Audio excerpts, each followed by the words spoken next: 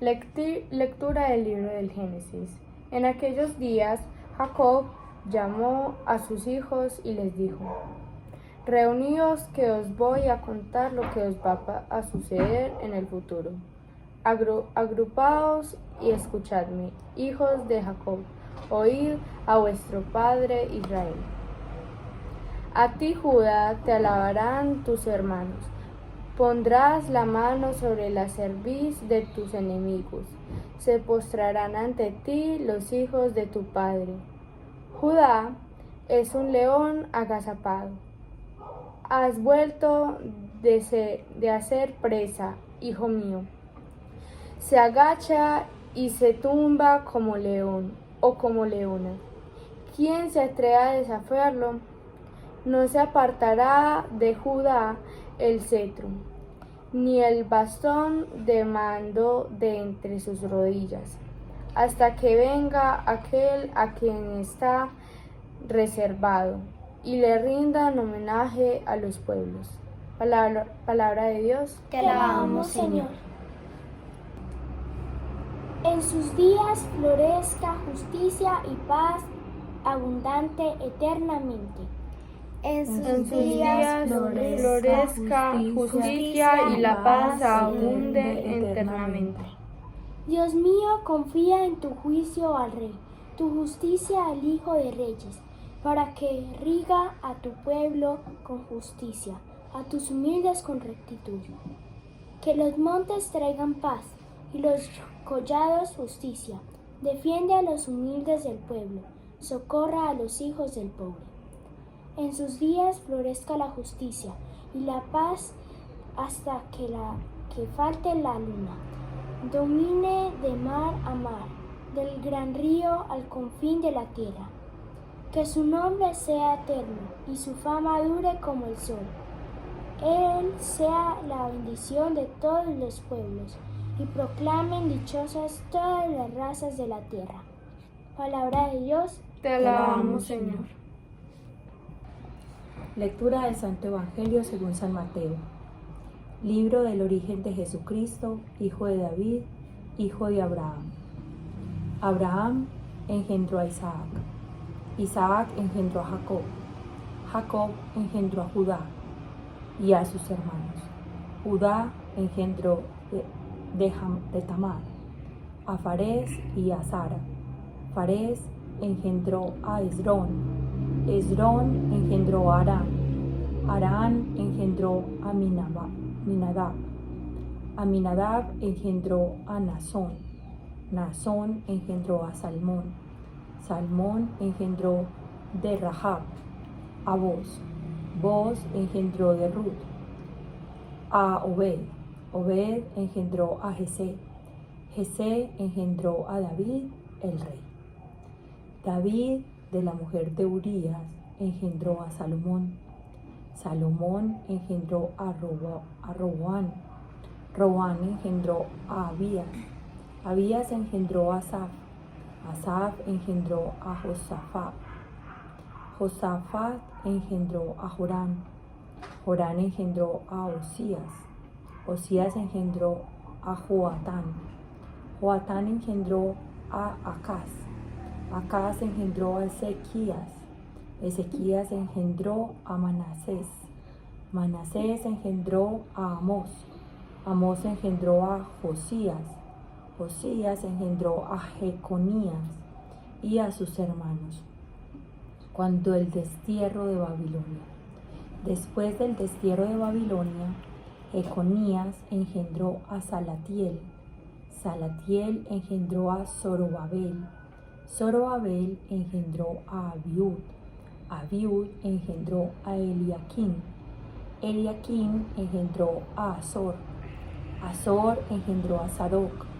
Sadoc engendró a Aquim. Aquim engendró a Eliud. Eliud engendró a Eleazar. Eleazar engendró a Matán. Matán engendró a Jacob. Y Jacob engendró a José, el esposo de María, de la cual nació Jesús, llamado Cristo. Así las generaciones desde Abraham hasta a David fueron en total 14.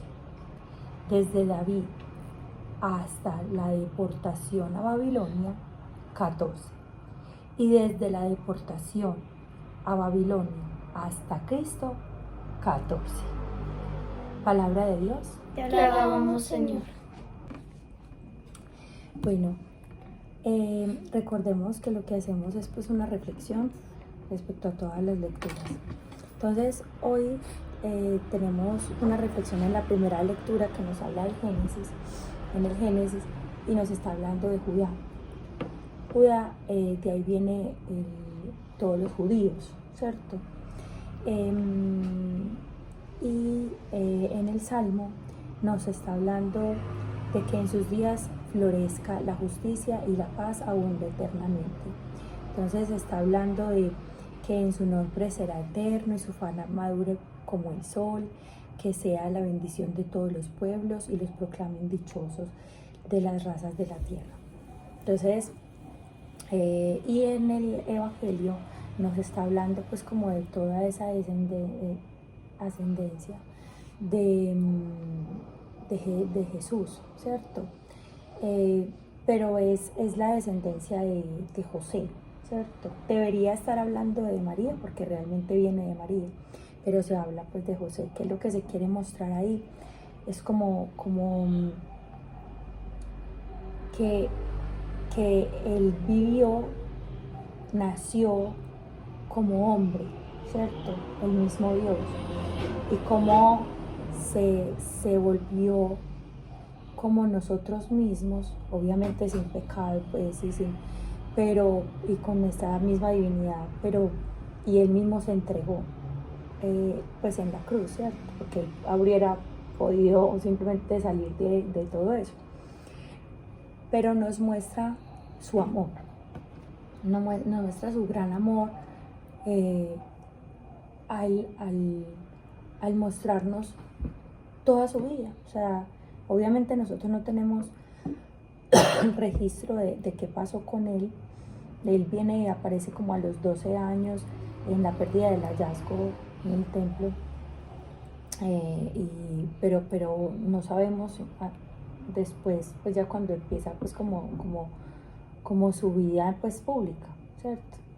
Entonces uno pues en la gracia del Espíritu Santo uno se imaginará cómo será su niñez, uno se imaginará en la gracia del Señor cómo será pues su obediencia, pues nos lo muestra igual cuando se perdió aún así y siguió pues como los lineamientos de sus padres, cómo trabajó al lado de José, cómo fue humilde igual con su familia, que fue carpintero, ¿cierto? Todo esto, pero que igual por más que tuviera como esa humildad, tenía un linaje pues como una descendencia azul, pues como quien dice viene de reyes, ¿cierto? Entonces, y venía pues de judíos, ¿ya? Pero qué peligroso es eso, qué peligroso es eso uno creerse muy, ¿cierto? Que porque, por ejemplo, los judíos se creían el pueblo elegido, ¿ya? Y mira que el mismo Señor pues vino, pues y sí fueron elegidos, pero prácticamente quedaron excluidos por pues ellos mismos, ¿cierto? Ellos mismos se excluyeron porque mira que no creyeron. Entonces, ¿qué nos muestra el Señor? Como tener esa humildad de no creernos más, ¿cierto? De no creernos más que nadie, pues porque somos católicos o porque tenemos esta fe, o porque realmente sí somos elegidos por el Señor, pero no para creernos, sino para ser agradecidos, ¿cierto? Ser agradecidos, pero es una responsabilidad muy grande porque aunque pues somos elegidos, el Señor al que mucho se le da, mucho se le pide, ¿cierto? Entonces es una responsabilidad bastante grande. pues hay otras personas que creen en otras cosas, ¿cierto? Y la responsabilidad de nosotros es orar por el mundo entero. El día de mañana nos pedirán cuentas, ¿cierto? Entonces por eso es tan importante brindar nuestro testimonio, ser ejemplo para muchas personas. Obviamente somos de carne y hueso, tenemos muchos errores, muchos pecados, pero el tema es que cuando caigamos pues nos volvamos a levantar, no nos quedemos solos, siempre permanezcamos unidos a la iglesia, ¿cierto? Que pues se me viene pues como en ese momento como esa importancia de estar unidos a la iglesia, porque el demonio ataca muchísimo a la iglesia para que nos apartemos de ella, para dejarnos solos, y cuando nos deja solos pues no hay nadie que combata pues a nuestro lado.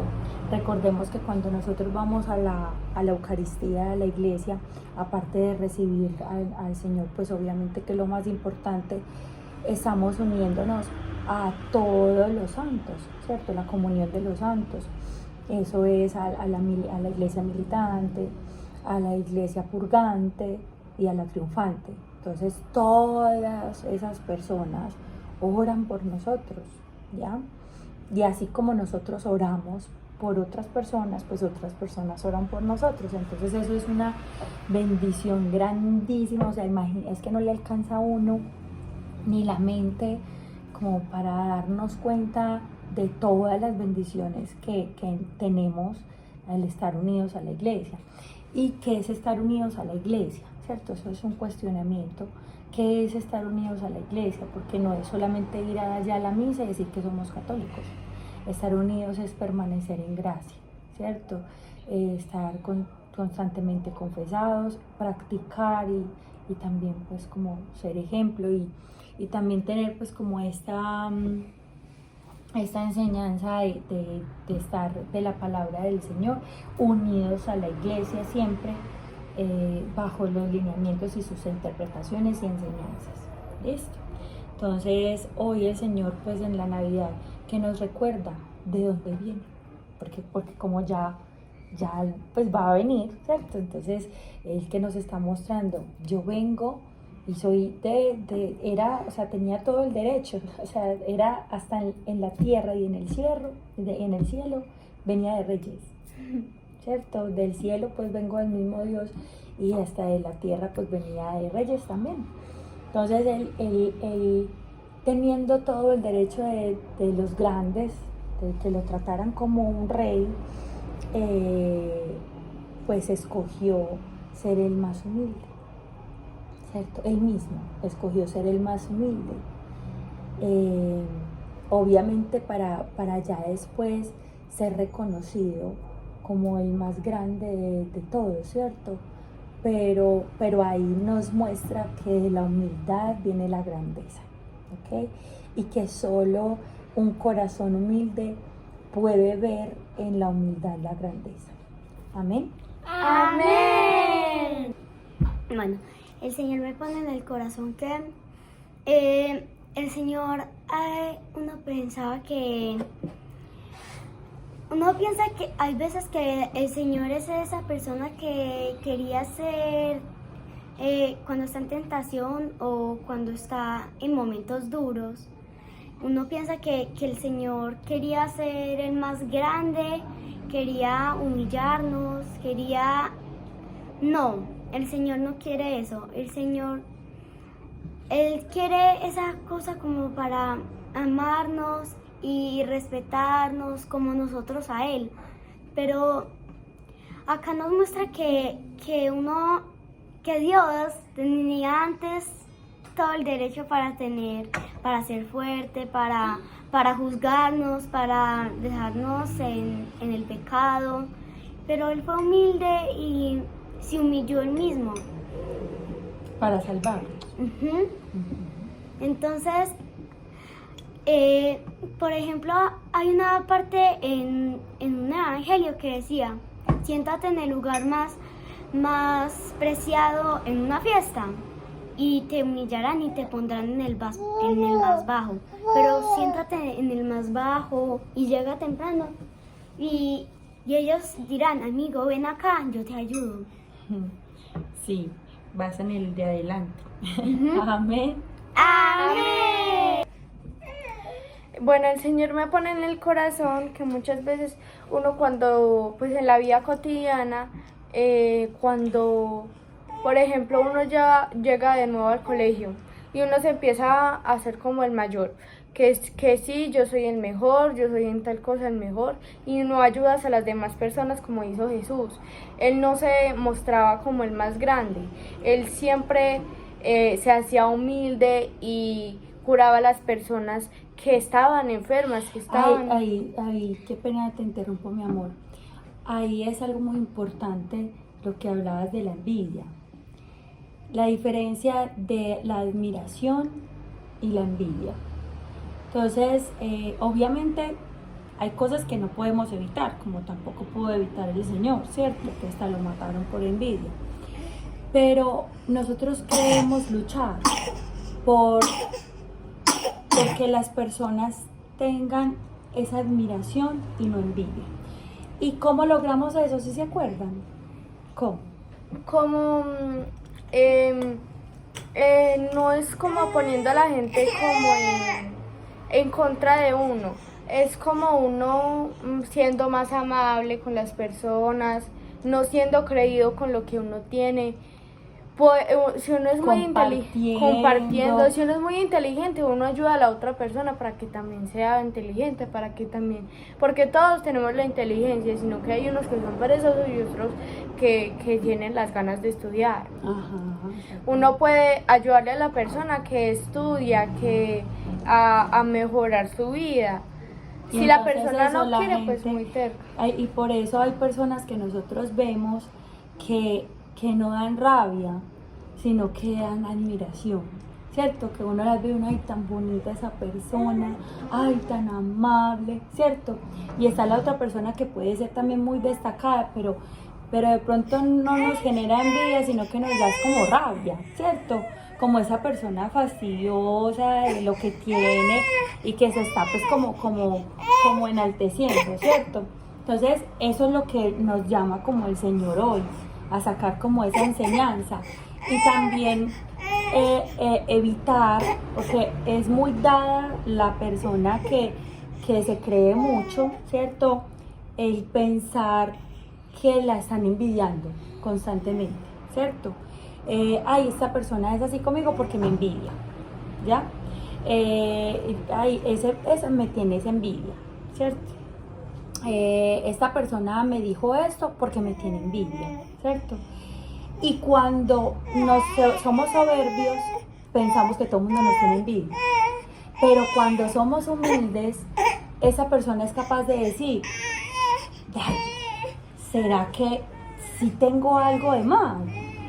Me cuestiono, ¿cierto? Frente a una crítica, la persona humilde se cuestiona.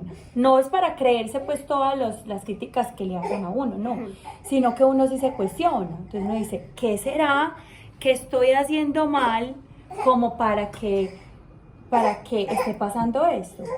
O si una persona, por ejemplo, te hace la corrección de pronto como te estás vistiendo, pues esa persona dirá, ay, esa me tiene envidia. No, es la humilde que dice, ¿cómo me estaré vistiendo de mal que estoy generando esto? ¿Cierto? Entonces, que hagamos como ese pensamiento. Muchísimas gracias. Amén. Amén.